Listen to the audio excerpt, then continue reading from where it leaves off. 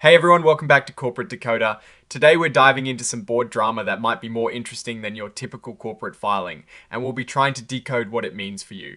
Before we jump in, if you like getting these no-fluff breakdowns of important company news, make sure you are subscribed, and if you want to chat with us and other viewers about these filings, join our Discord community. The link is in the description below. Scroll date of report, date of earliest event reported, the 7th of January 2026, the 5th of January 2026. Scroll so. It looks like Medalist Diversified REIT Incorporated filed a report on the 7th of January. But the main event happened a couple of days earlier on the 5th of January. This is a pretty standard current report, but the real story lurks within what happened on that January date. Medalist Diversified REIT is a real estate investment trust. Think of them as a company that owns, operates, or finances income producing real estate. They're the kind of company that invests in properties, and their goal is to generate income for their shareholders from those investments. REITs can be a great way to invest in real estate without directly owning property yourself, and they often pay out a good chunk of their income as dividends. This section, item 5.02, is where things get juicy. It is all about changes in directors and officers. This is where companies announce if someone has joined or left the board, or if there has been a shake-up in the executive team. And here it is, the main event. On the 5th of January, two directors, Corey Kramer and Lee Finley, decided to hand in their resignations. These changes won't actually take effect until the 9th of January, so they're still technically on the board for a few more days. Not only are they leaving the board, but they're also stepping down from some important committees. The Nominating and Corporate Governance Committee is essentially the group that decides who gets to be on the board and how the company is run from a governance perspective.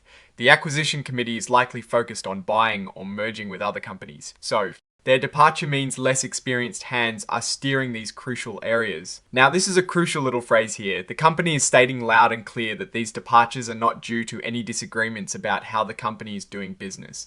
This is important because if it were due to disagreements, it could signal bigger problems within the company. When they say no disagreement, it usually means they're trying to soften the blow and assure investors that everything is on the up and up, at least from a fundamental operations standpoint. And the big consequence of these departures, the board plans to shrink from 7 directors down to 5. When a board shrinks, it can mean a few things. Sometimes it is about efficiency, other times it could be a sign of consolidation of power or a response to specific circumstances.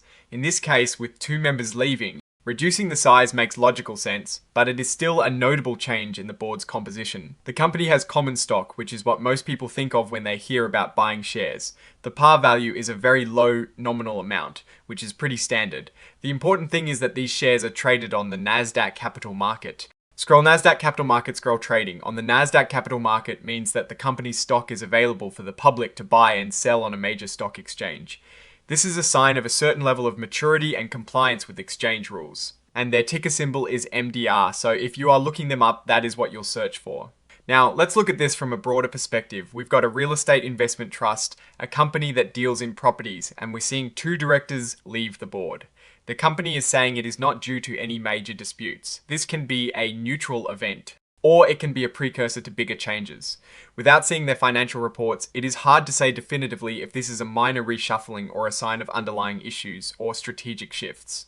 However, a shrinking board can sometimes indicate a company is streamlining its operations, which could be positive if it leads to better decision making or cost savings. On the other hand, if key members are leaving without clear replacements or reasons beyond no disagreement, it can raise questions about internal dynamics or future strategy. For Medalist Diversified REIT, Inc., the focus will be on how the remaining 5 directors steer the company, especially in the realm of property acquisitions and corporate governance, given the committees they departed from.